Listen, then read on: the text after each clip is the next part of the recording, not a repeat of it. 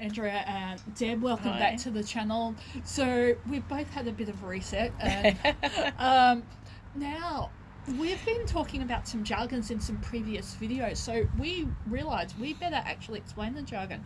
So high intensity support. So first things, who qualifies? So what type of diagnosis would that be? Like high physical support needs or high behavioural support needs? Well, the NDIA reinstated high intensity support for complex behaviour supports. Now, um, So that's not difficult and challenging behaviours where you just have a PBS. That's yeah, it's more complex as well. So what we're looking at as of the 1st of July. Um, this is all going to change. mhm So to charge for this support, now the support is an extra $7, $6.50, mhm $7, something like that per hour.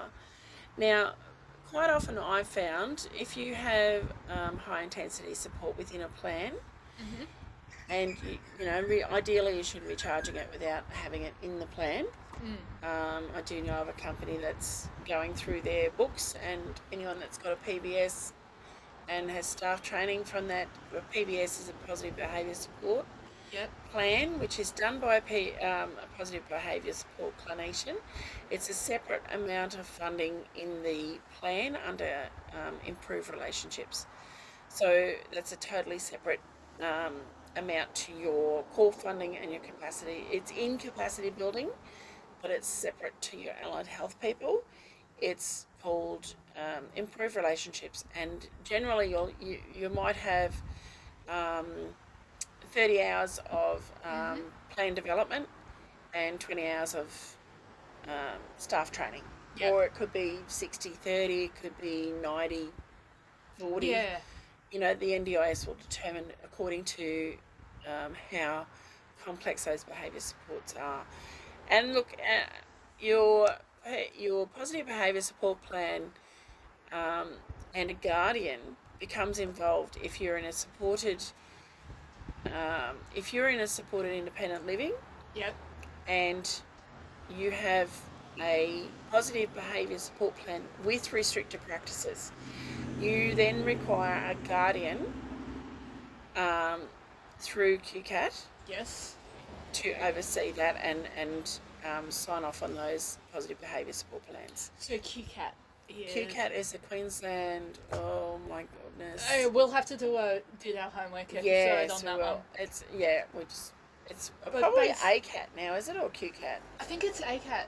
Yeah, they've changed it Australian something. It's a tribunal. Australian It's an administrative Australian tribunal. Tribunal, and so it deals with disability, aged care, guardianship, making Yeah. sure that all the I's are dotted, T's are Yeah. crossed, and all the legal things are Generally, done. your guardianship is about anyone that hasn't got the capacity to make their own decisions. Yeah. So it may be someone who's had a stroke. It could be someone that's I don't know, autistic level 3 with the Yeah. aggressive, violent tendencies, that kind of thing. It Might could be be intellectual disability that disability has those high. tendencies. Restricted practices can be anything from a chemical restricted practice to environmental. Also, have booked in community pharmacists finally to talk about Oh, great! that. Yep.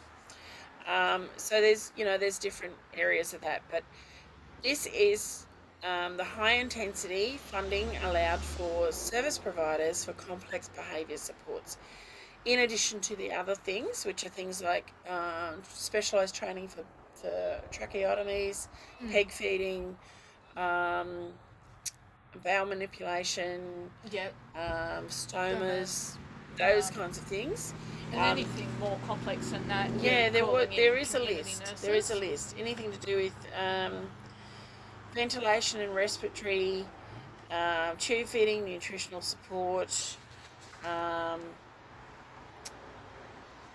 so yeah, there's a list of what it Um, covers. and I got asked this question in private, and it was someone genuinely wanting to learn. They're like, "But isn't that bribery by any other name?" I'm like, no, no, no. What kind of? As in, if you behave yourself at day centre, you can watch Clarkson's Farm. I'm like, no, it's more complex than that. It is more complex. It is than a lot more complex. It's about about the reteaching. basics are, I guess the basics would be primary, but to be honest, it depends on the intellectual level of the person that you're working with. Yeah. I mean, if you're working with someone that has the intellectual level of a 4 to 5 year old, they understand bribery. They Yeah. understand that, okay, if I behave here, and it's a when we do this, then we can do that And kind we've of talked situation. about that. So the whens early and on. thens, the do by yourself, And kind of sometimes stuff. it might be social stories. Okay, they might Yeah, be melting absolutely. down because a new person's come into the still house. Yeah. So you might need to do a meet and greet or an activity with that person. Yeah. It So, might and be. you just flex it around the individual. And this is the thing that we're struggling a bit with the NDIS at the moment, because they're taking that flexibility for the individual away again. Yeah, so. Because they're trying to baseline their funding and stuff, which is creating difficulties for people to have that support level that allows for that flexibility, so that they do understand on their level going forward in society, and living with other people, and managing, their day to day. That's what that's about. Yeah. But when the NDIS is pulling funding to the extent that it's affecting that, then we have a major problem. Yes. So this back to high intensity. Yes. So high intensity covers things like, normally it would cover complex bowel care, gastric feeding and management, tracheotomy management. So there is a list for it. Urinary catheter management, ventilator management, injections, and complex wound management. So that's where that generally comes in. But because they've reintroduced for complex behaviour support, so we're talking about people that have major meltdowns, smash a window, kick holes in the walls, basically anyone that would need a robust SDA, specialised disability accommodation, but are not in that. But it's about the training and the ability of the staff to be able to manage those behaviours.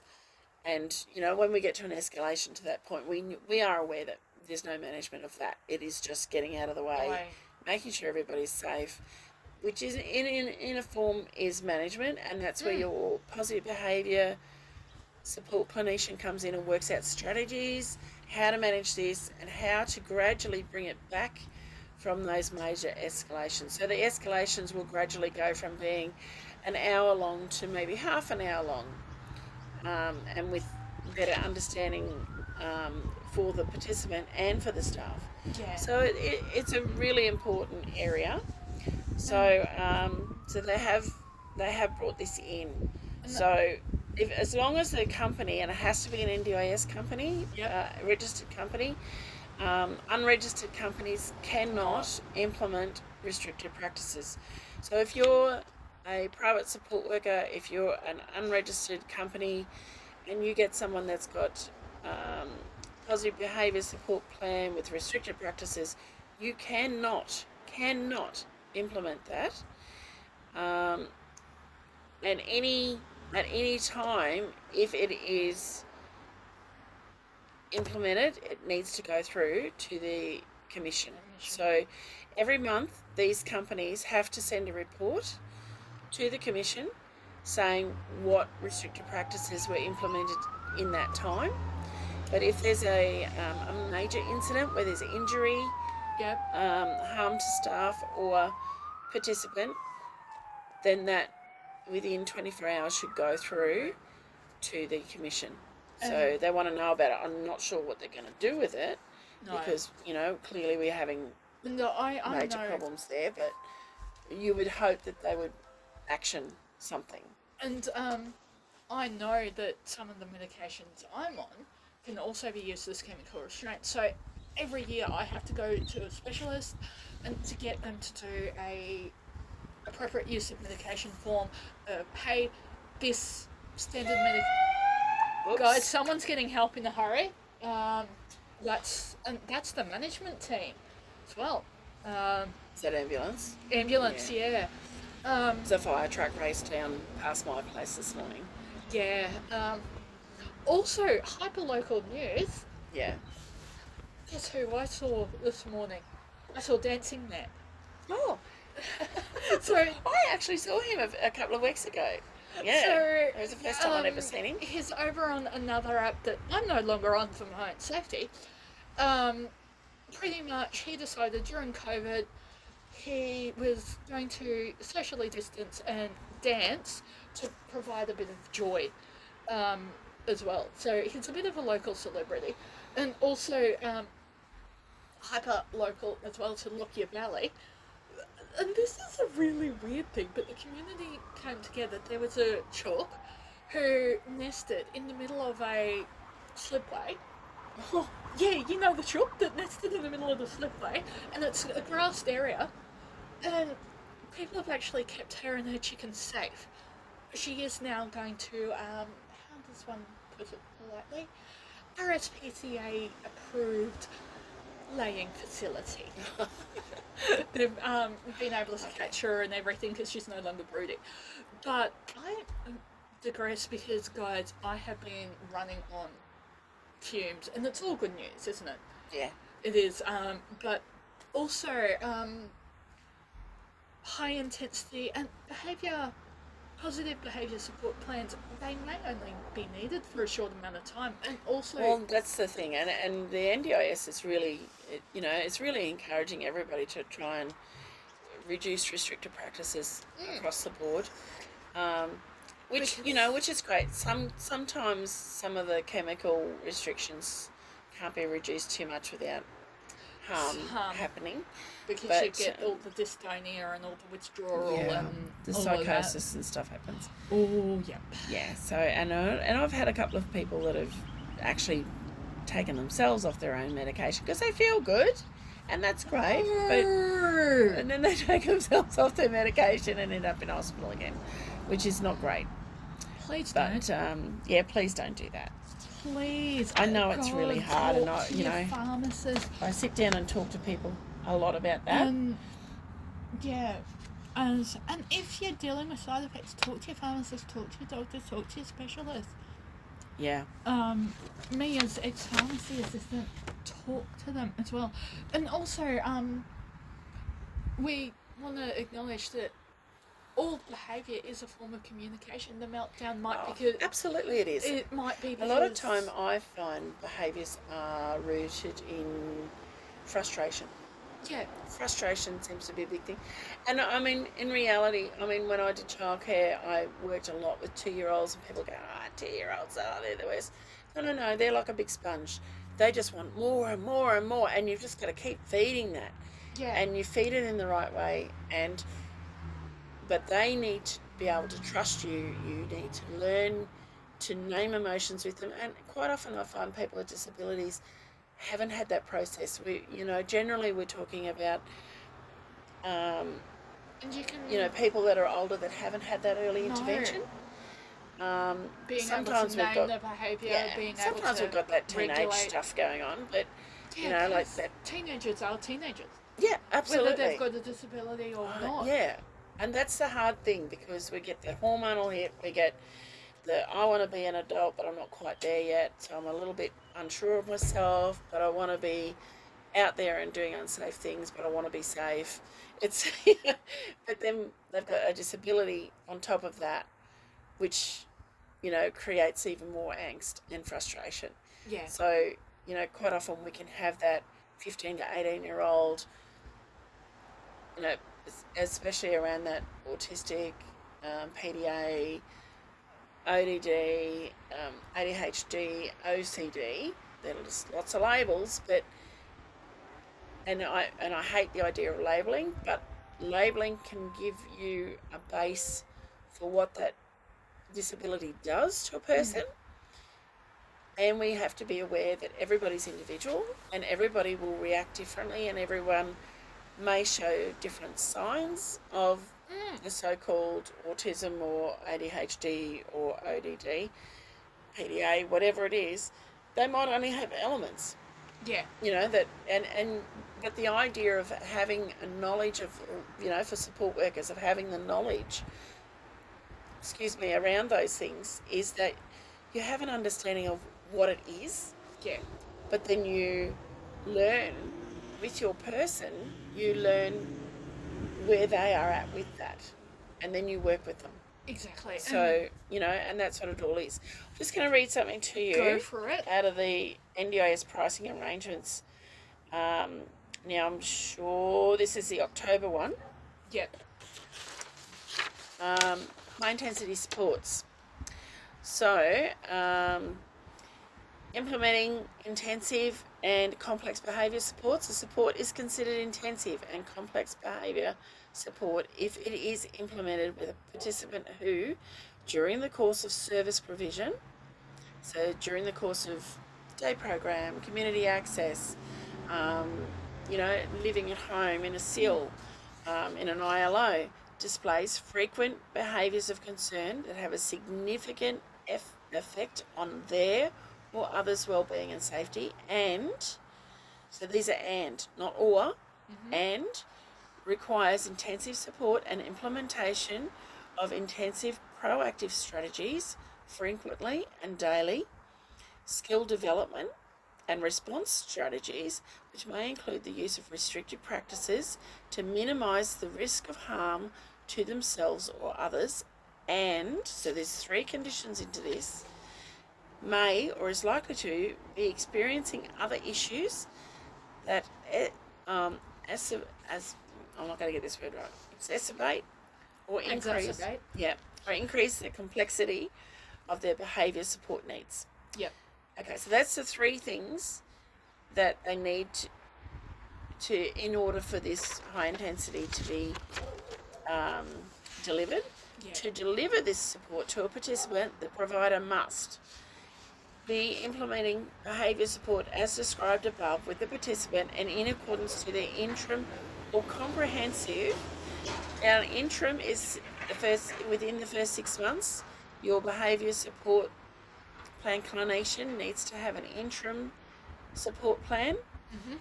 By the 12-month mark, we need to have a comprehensive behaviour support plan and be registered and assessed for Module 2A, which is implementing behaviour support plans, or have submitted a registration amendment application or new registration application to the NDIS Quality and Safeguards Commission, including a completed audit assessment against Module 2A by the 30th of June 2025. Yep. So this is a little note. Plan managers must use a provider who has completed Module 2A during the provision of intensive and complex behaviour supports or when delivering restricted practices. So that doesn't even, there's no mention of support coordinators, we don't get a mention. But as support coordinators, if you do not, and look, if you've got a positive support plan, what are you doing without a support coordinator? Yes. You should have one. Because you're obviously not at the stage where you can make sensible, good decisions. No. And in reality, if the plan doesn't have a support coordinator in there to make sure that these things are happening, how are we making sure these things are happening? So... And this is where we hammered down, be brutally honest with your support coordinator. Be brutally honest. Like, what is it? We said that I think we're up to 5 people you should always be honest with. Your religious advisor, your lawyer, your accountant, your specialist, and your support coordinator. And your mum. Don't forget your mum. Yeah. Wow. My kids are brutally honest with me because they're autistic and can't help themselves. It's just part of it.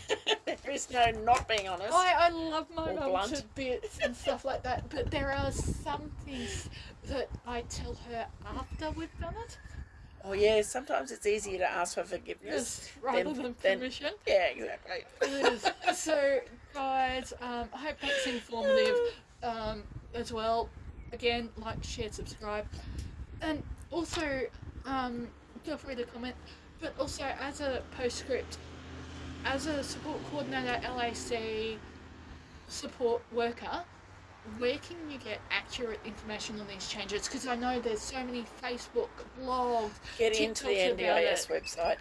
Get into the NDIS website. That is the place, or the Commission website, depending on what you're looking for.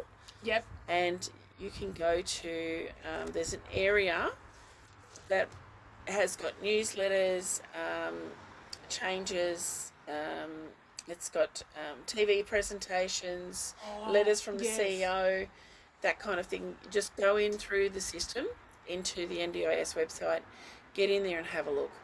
And all this information is there. But for a lot of this stuff around funds and things like that, go to your NDIS pricing arrangements, excuse me, and price limits, 2024-25 version. So this was published on the 1st of the 10th, 2024. We don't have another one yet. That will come through on the 1st of July. You will find price changes. A lot of things happen on the 1st of July. We will have a new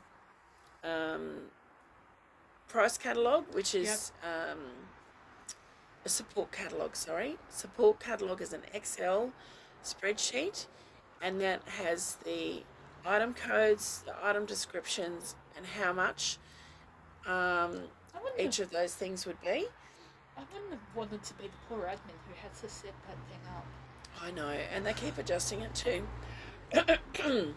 As of the 1st of July, just as a reminder, as of the 1st of July, if previously you had not enough capacity building funding, and you must have used it all first before you can utilise core funding, that will be stopped. So as of the 1st of July, you cannot draw psychology, physiotherapy, OT or anything like that out of your core funding because you've run out in capacity building. That's finished. So be very aware of that. Yeah. So just, you need your support catalogue. So as of the 1st of July, it'll be the support catalogue for the 1st of July 2025, and there will be an updated or amended, because this is version 1.3, so that they had 3 versions of that last year, but the pricing arrangements and price limits. So it's very important to look through that, sit down and read through it. If you're having an issue with a service provider overcharging, or you feel they're overcharging, they're your go-tos. Go and have a look. Are they actually overcharging, or are they quite entitled to charge that? No point in going into a dog fight unless you know what your dog's doing. Yeah. So, you need to have an idea. But yeah, the NDIS website's the place to go. And yes, we will see you there, and we will see you guys on the other side. See you guys.